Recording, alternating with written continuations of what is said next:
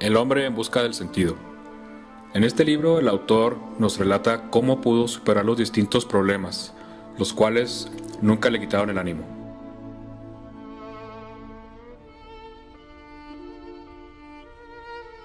En la primera parte de la narración de este libro, el autor Viktor Frankl pone como centro de la narración la pregunta: ¿cómo incidía la vida diaria de un campo de concentración en la mente del prisionero medio?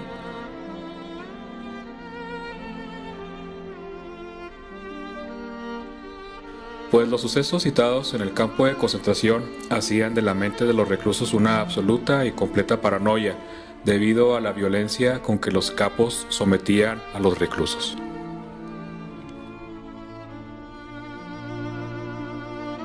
Selección activa y pasiva.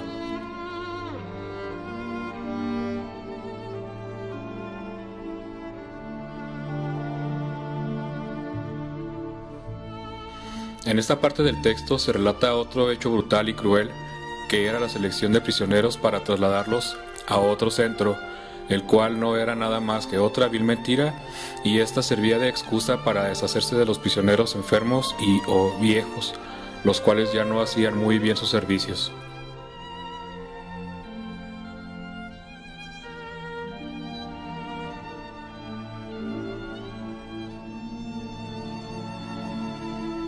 El problema, en este caso, era que para salvarse uno mismo de morir en una cámara de gas, era que se tenía que competir con sus propios compañeros y amigos. Así que lo difícil de esta situación era que por cada amigo o compañero salvado, había otro prisionero destinado a la cámara de gas. Se debía a veces recurrir a la violencia y crueldad entre ellos mismos para salvarse de no morir en tal fatídico destino. Es por eso que el autor dice que los mejores de entre nosotros no regresaron.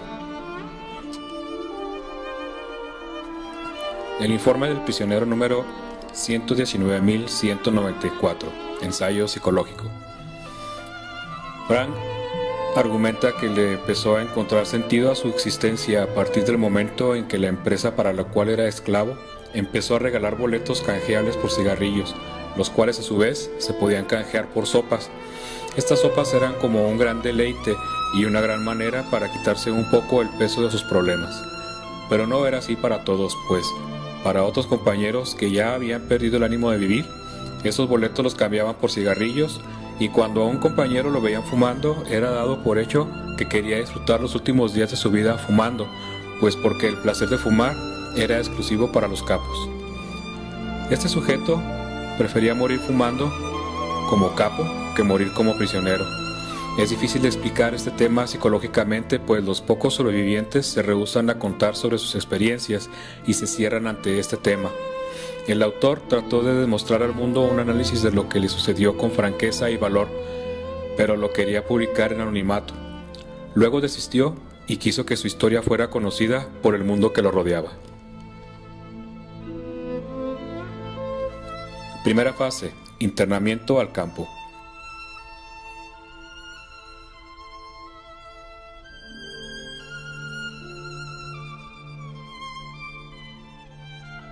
En las observaciones que Frankl a los sobrevivientes destacó y distinguió tres fases de las reacciones mentales de los internados en un campo de batalla.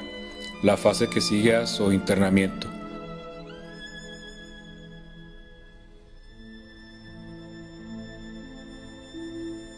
La fase de la auténtica vida en el campo y la fase siguiente a su liberación.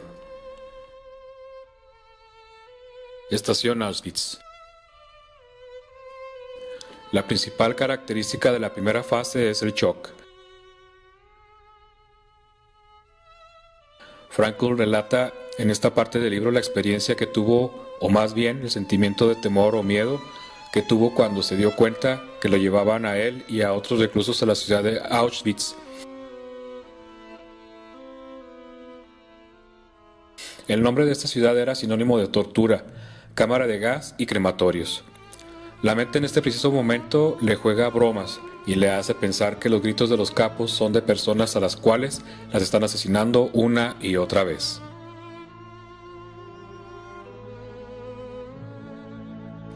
En esta instancia, Frankl hizo del dispositivo que lo había ayudado en circunstancias negativas en su pasado.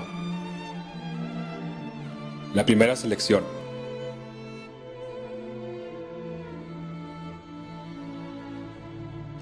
Frankl relata que los capos les ordenaron a todos los prisioneros hacer 2 filas, una de hombres y una de mujeres, con el fin de llegar al frente de un tipo alto, delgado, de las SS, el cual observaba a los incautos y los localizaba de acuerdo a su estado físico en trabajos forzados o a sacrificarlos por ser viejos y estar enfermos.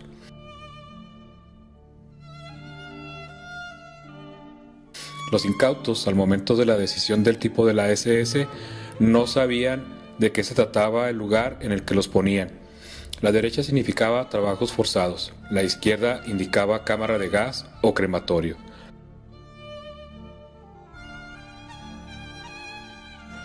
El significado de cada dirección se supo hasta el final del día. El 90% de los reclusos fueron hacia la izquierda. Desinfección.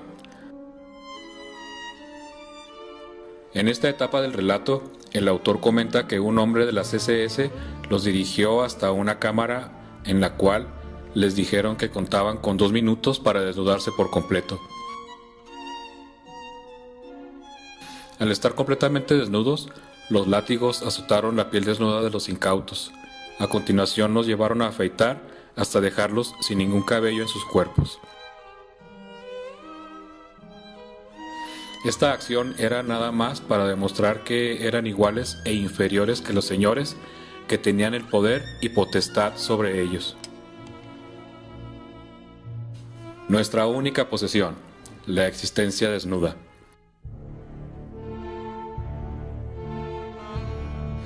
Frankl señala que lo único que poseían era su desnudez, la cual nadie podía despojarles. De ahí nada más que fuese material, aparte de las gafas y cinturones y zapatos. Las primeras reacciones. Entre las principales reacciones está la curiosidad, una curiosidad de saber qué les pasaría a su salud si se exponían mucho tiempo al frío o qué pasaría si no dormían un número determinado de horas.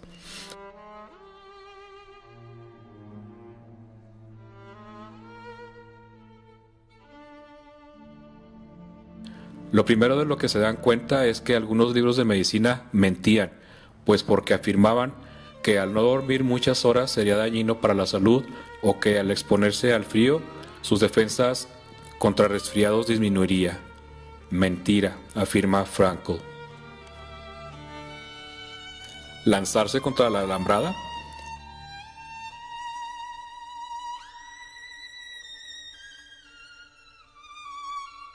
Frankl se refiere a lanzarse contra la alambrada, el método de suicidio más común en el campo, pues a todos los prisioneros se les vino a la mente la idea de suicidarse en más de una ocasión.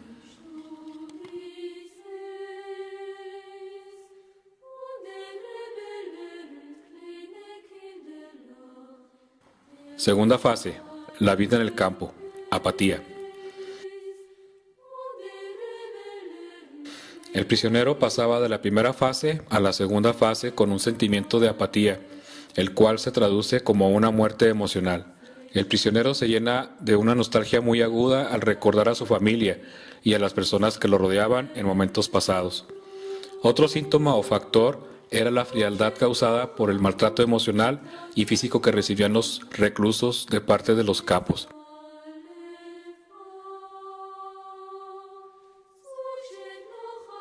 A unos prisioneros se les castigaba por el simple hecho de presentarse con fiebre a la enfermería en un momento inoportuno. Los guardias los castigaban dándoles bofetadas y tirándolos al suelo una y otra vez. El incauto en esta segunda fase deja de sentir sensaciones, sentimientos como el asco, piedad y horror, los cuales se había perdido por tanta crueldad y tanta soledad.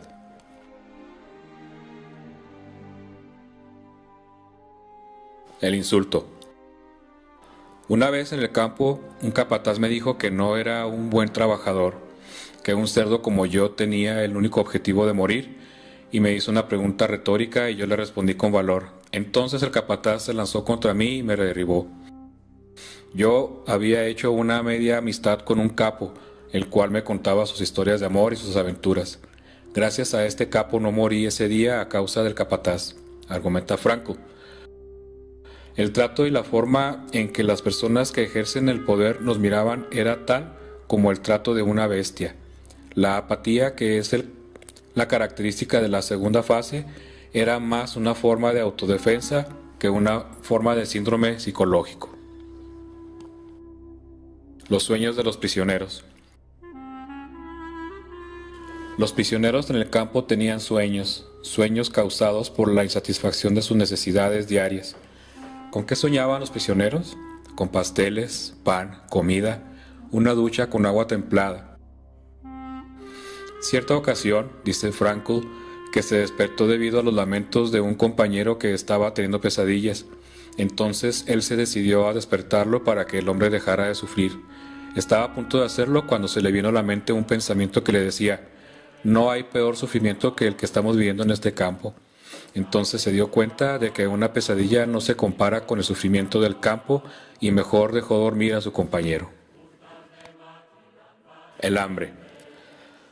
Uno de los deseos más placenteros era el de comer algo delicioso. Los prisioneros, cuando no estaban siendo vigilados muy de cerca, se ponían a hablar sobre comida. ¿Cuál era el plato preferido? ¿Cuál era su receta? Cosas sobre comida. Pero alto. No es error hablar sobre comida tan detalladamente cuando el cuerpo ya se había acostumbrado a comer solo una sopa aguada con un pequeño trozo de pan. Estos deseos son nada más que un engaño a la mente de los prisioneros, los cuales ellos mismos se hacen un daño psicológico tan grave que al final termina como una tortura hacia ellos.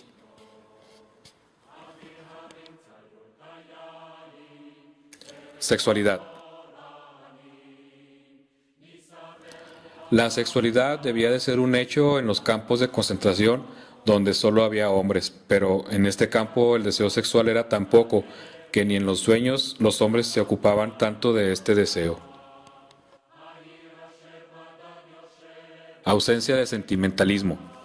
En la mayoría de los prisioneros, los deseos de arraigarse a la vida era tan grande que explica la ausencia de los sentimientos de los prisioneros. Política y religión. En el campo de concentración, los hombres estaban aislados de toda cultura externa, a excepción de la política y la religión. Muchas de las conversaciones que sostenían los prisioneros eran sobre la política, las distintas facetas, criterios y puntos de vista que los prisioneros sostenían, a los cuales muchas veces eran las causantes de muchas riñas entre ellos. También algunos prisioneros hablaban de la religión a tal punto de sinceridad y profundidad que los reclusos recién llegados se admiraban de tanta profundidad en el tema. La huida hacia el interior. En el único lugar en que los prisioneros se sentían cómodos era el interior de sí mismos. Los prisioneros letrados fueron los que más sufrieron, pues estaban muy acostumbrados a la soledad. Mientras los reclusos delgados se adaptaban mejor a las desgracias, los reclusos fornidos eran más susceptibles a los cambios y sufrían más. Cuando todo se ha perdido.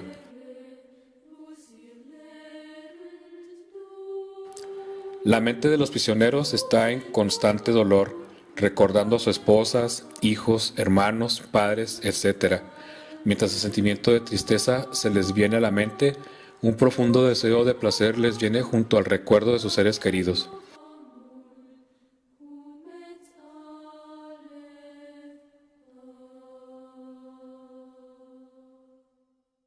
A pesar de todo, algunos de los prisioneros escaparon del sentimiento que los reprimía. Ese sentimiento los inhibía gracias a las ganas de vivir y salir del campo.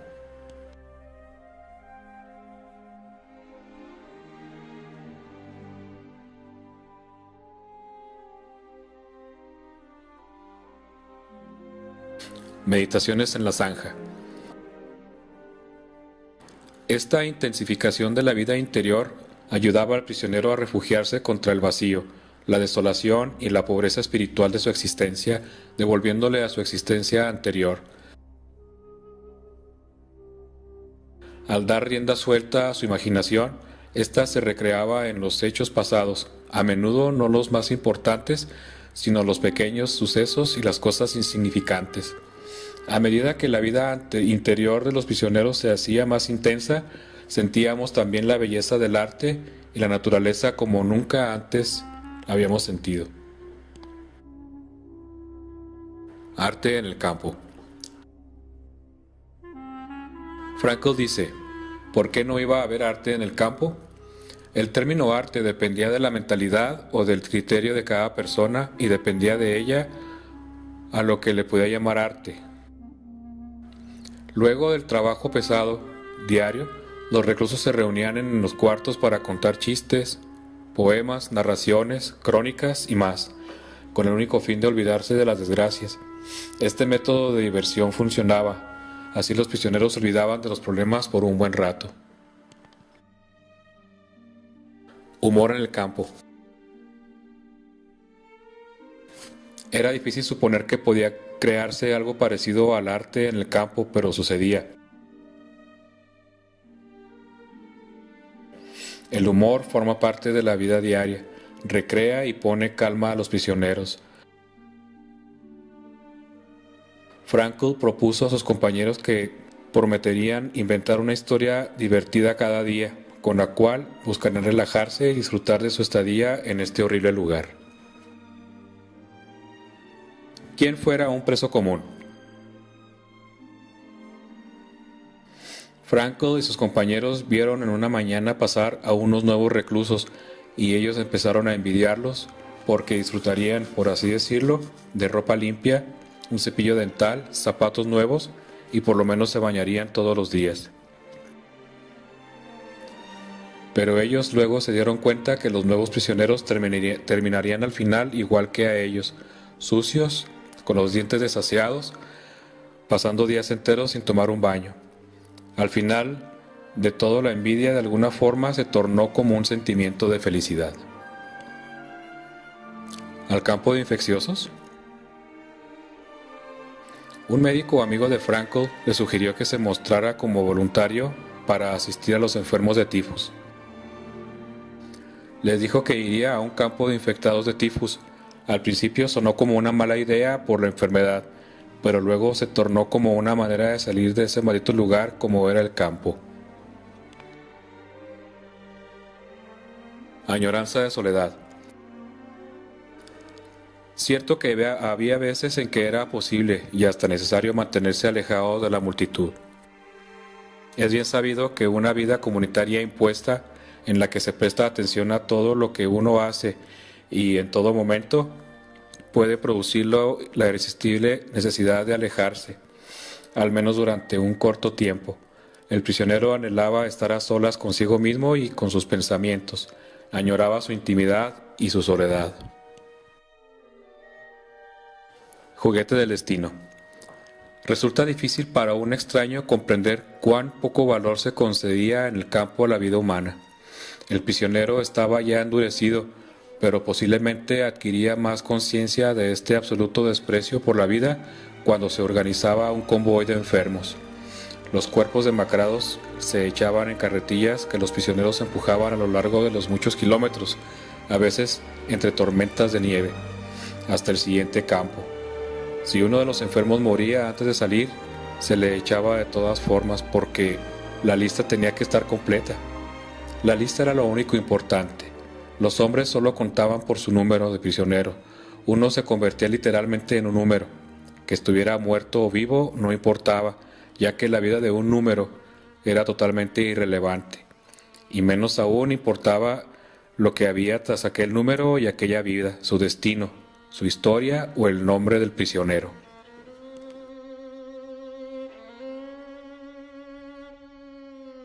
La última voluntad aprendida de memoria.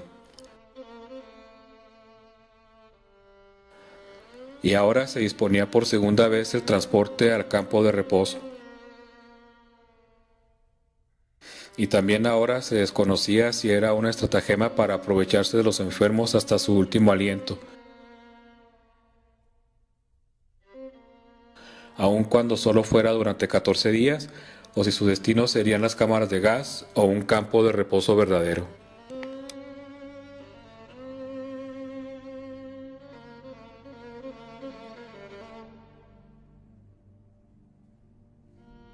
Planes de fuga. El prisionero de un campo de concentración temía tener que tomar una decisión o cualquier otra iniciativa. Esto era resultado de un sentimiento muy fuerte que consideraba el destino dueño de uno y creía que bajo ningún concepto se debía influir en él. Estaba además aquella apatía que, en buena parte, contribuía a los sentimientos del prisionero. A veces era preciso tomar decisiones precipitadas, que sin embargo podían significar la vida o la muerte. El prisionero hubiera deseado dejar que el destino eligiera por él. Este querer zafarse del compromiso se hacía más patente cuando el prisionero debía decidir entre escaparse o no escaparse del campo. Los intentos de fuga de los prisioneros eran tales que algunos morían en el intento o morían en la cerca eléctrica. Irritabilidad. Aparte de su función como mecanismo de defensa, la apatía de los prisioneros era también el resultado de otros factores.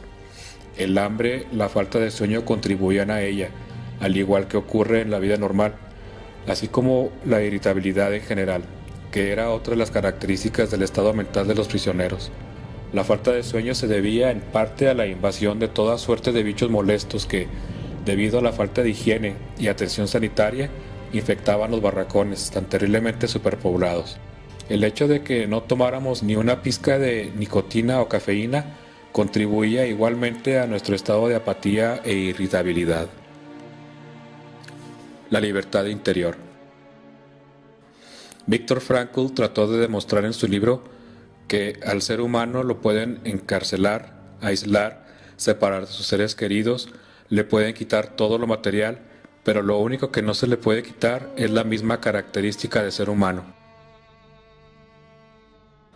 las ganas de vivir y la libertad del alma en explorar nuevos criterios y seguir siendo el ser que quería ser. Frankl demostró muchas debilidades ante los problemas a los que se enfrentó, pero él nunca perdió la voluntad de vivir y, más que todo, de sobrevivir a ese entorno de brutalidad.